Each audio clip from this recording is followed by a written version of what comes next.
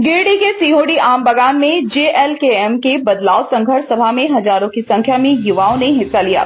बदलाव संघर्ष सभा में बतौर अतिथि पहुंचे जेएलकेएम के अध्यक्ष टाइगर जयराम महतो, समाजसेवी नवीन आनंद चौरसिया, राजेश यादव, इश्तियाक उर्फ लालो आदि नेताओं ने युवाओं को झारखंड के लोगों के अधिकार के लिए सत्ता बदलाव के लिए आगे आने की अपील की। कार्यक्रम के दौरान जेएलकेएम के अध्यक्ष जयराम महतो ने युवाओं को संबोधित करते हुए कहा कि सीजीएल परीक्षा में हुए घालमेल का जवाब हेमंत सोरेन को झारखंड के युवाओं को देना चाहिए। उन्होंने हेमंत सोरेन परिवार पर कटाक्ष करते हुए कहा कि एक परिवार में 4 विधायकों का होना झामुमो को झारखंड में परिवारवाद पार्टी के रूप में स्थापित करती है।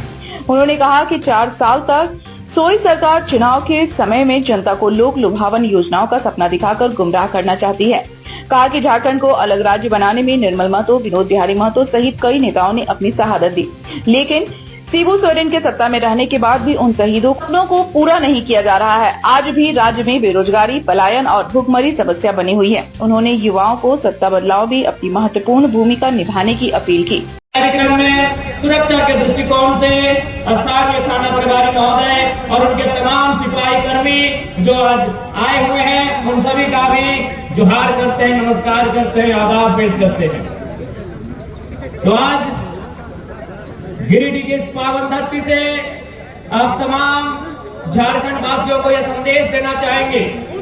आज जब गिरिडीह की बात याद आती है तो 1980-85 का वो दौर याद आता है जब झारखंड के पितामह विनोद बिहारी महतो को गिरिडीह की जेल में कैद किया गया था। आज वो लम्हा आज भी याद आता है और आज भी हम अपने ताकत से, अपनी हिम्मत से, अपनी एकजुटता से प्रशासन को बताते आते हैं कि आप लाख तानाशाही का परिचय दें, आप लाख हमारे हक अधिकार के बीच आकर खड़े हो जाए। जब इस मिट्टी के किसी वीर ने चाहा है कि झारखंड के लोगों को उनका हक अधिकार दिलाना है, तो याद रखेगा वो विनोद बाबू का दौर था जब इसी गिरिडीह के जेल में पहली बार झारखंड के इतिहास में नारा लगा था कि जेल का ताला टूटेगा, विनोद बिहारी छूटेगा। और आनंद फानन में तत्कालीन एसपी महोदय को विनोद बिहारी महतो को दूसरे जेल में शिफ्ट करना पड़ा। वो दौर था गुरुजी दिसंबर शिबू सोरेन का, वो दौर था कॉमरेड एके रॉय का, यानी असंख्य बलिदान, असंख्य संघर्ष के बाद हमारे पूर्वजों ने, हमारे वीरों ने इस राज्य को अलग किया। लेकिन आज 24 साल के बाद हम एक बार रुक जाते हैं, एक बार हम अपने आप को रोकते हैं और गांव की पगडंडियों में, खेत खलिहानों में, फैक्ट्री में काम कर रहे मजदूरों के बीच जाकर, फुटबॉल के मैदान में फुटबॉल खेल रहे बच्चों के बीच जाकर, चाय की गुमटी में बैठकर, पान की दुकान में बैठकर आज अगर एक बार चर्चा करके देखिए कि झारखंड अलग राज करने का मकसद पूरा हुआ है या नहीं हुआ। एक बार हम रुककर अपने आप को थाम कर बस एक सवाल करें कि झारखंड अलग राज करने का जो उद्देश्य था वो उद्देश्य पूरा हुआ है कि नहीं हुआ है। आज इस भीड़ से उत्तर जानना चाहते हैं, क्या अलग झारखंड राज करने का जो उद्देश्य था वो पूरा हुआ है? हाँ या ना? हाँ या ना? आज हर एक गांव की गली से, खेत के चौपाल से यही आवाज आती है, खेतों की पगडंडियों से, गांव के चौपाल से, कि झारखंड राज हमने जो सोच कर लिया था आज वो कोसों दूर है हमसे। हमने झारखंड राज इसलिए लिया था कि जब हम लोग झारखंड राज का अलग निर्माण करेंगे, यहाँ की शैक्षणिक व्यवस्था में सुधार होगा, यहाँ की स्वास्थ्य व्यवस्था में सुधार होगा, यहाँ के नौजवानों को रोजगार मिलेगा, यहाँ के जल जमीन जंगल को सुरक्षित किया जाएगा, यहाँ के आदिवासी मूलवासियों की भावनाओं का ख्याल रखा जाएगा। लेकिन जैसे झारखंड राज अलग हुआ, हमें क्या मिला?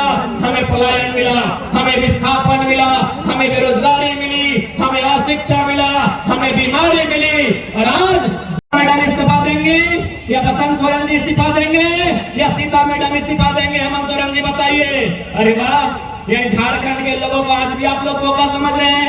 आपने हमें क्या दिया? अभी हमें नहीं, हमारी माओ और बहनों को मैया सम्मान योजना आपने दिया। भैया लोग क्या झाल बजाएंगे? मैं बताइए, भैया लोग के झाल बजाएंगे माननीय मुख्यमंत्री महोदय?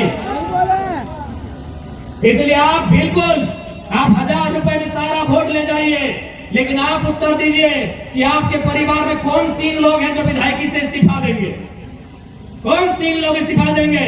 या यदि आपकी मैडम अगर वो गंडे से विधायक रहेंगी तो मुख्यमंत्री महोदय आप पर हेड मुख्यमंत्री के पद से इस्तीफा दीजिए। क्या एक परिवार के लिए झारखंड राज्य अलग बना था? क्या एक परिवार के लिए झारखंड राज्य अलग बना था? बताइएगा। नहीं ना। तो ये कौन सा ड्रामा है भाई? ये कौन सा महिमा मंडन है?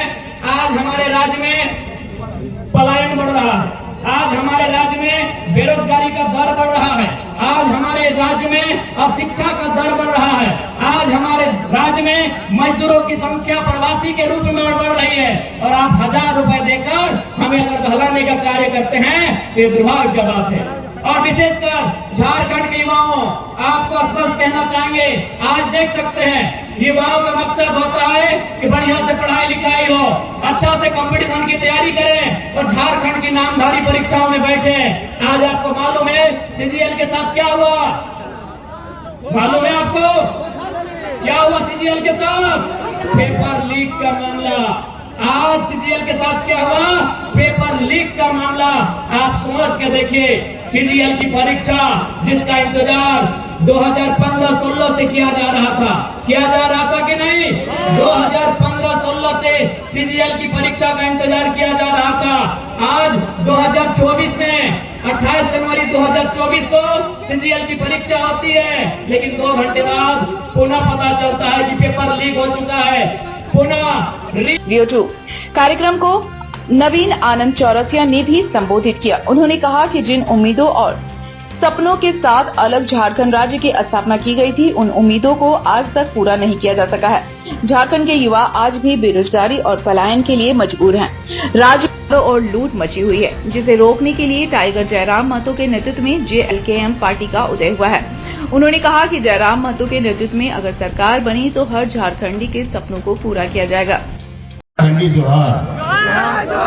मेरे बुजुर्गों को प्रणाम, मेरे बड़े भाइयों, मेरे बहनों को प्रणाम, मेरे साथियों, मेरे दोस्तों, जोहार, नमस्कार। हमारे सुप्रीमो जयराम दा को मेरा प्रणाम।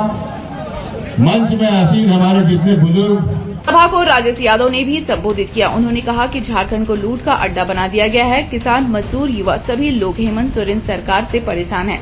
सभा में JLKM के केंद्रीय महासचिव फैजाल खान, केंद्रीय सचिव सह प्रवक्ता दीपक रवानी, केंद्रीय सचिव नागेंद्र चंद्रवंशी, जिला ग्रामीण अध्यक्ष रॉकी शेख सहित कई नेताओं के साथ सैकड़ों की संख्या में कार्यकर्ता व ग्रामीण शामिल हुए। सामने है और वो है टाइगर जयराम महतो। आप सभी जानते हैं कि ये 24 साल में हमारे झारखंड को यहाँ शासन करने वाले लोगों ने कहां से कहां पहुंचा दिया। आज जब हम लोग यहाँ सभा कर रहे हैं, रांची में हमारे इसी राज्य के लड़के, पढ़ने लिखने वाले लड़के, वो लड़के जो पढ़ लिख करके नौकरी चाहते हैं, और वो चाहते हैं कि ईमानदारी से हमारे राज्य में परीक्षाएं हो, ताकि वो पढ़ लिख करके वो परीक्षा दे करके एक नौकरी पा सके, एक बेहतर भविष्य अपना बना सके। आज वो लड़के वहां पर मांग कर रहे हैं कि जो परीक्षाओं में धांधली हुई है, उन परीक्षाओं को रद्द करो, ये वो मांग कर रहे हैं। आज हम लोग यहाँ जब सभा कर रहे हैं तो आप जानते हैं कि इसी गिरिडीह के आसपास ही, और इस सभा को देखते हुए, इस सभा के असर को कम करने की नीयत से सत्ता में बैठे हुए लोग, वो लोग चाहते तो सभा आगे पीछे भी कर सकते थे, लेकिन हर तरह की जुगत भिड़ाई गई ताकि यहाँ बदलाव संकल्प सभा में लोग ना पहुंचे या कम पहुंचे। ये भी एक साजिश किया गया, लेकिन आप लोगों ने यहाँ आकर के ये साबित कर दिया कि हम लोग उनकी साजिश में फंसने वाले नहीं हैं। ये 24 साल के झारखंड को जो लूटखंड में बदल दिया है, इस राज्य के नौजवान जो नौकरी के बजाय बाहर जाने के लिए मजबूर हैं, इस राज्य के किसान जो अपनी बेहतरी की उम्मीद लेकर के इस सरकार को गद्दी पर बैठाए थे, यहाँ के मजदूर, यहाँ के तमाम लोग जिन्होंने एक बेहतर उम्मीद के साथ इस सरकार को बैठाया था, आपने देखा कि ये सरकार ने 4 साल कुछ नहीं किया।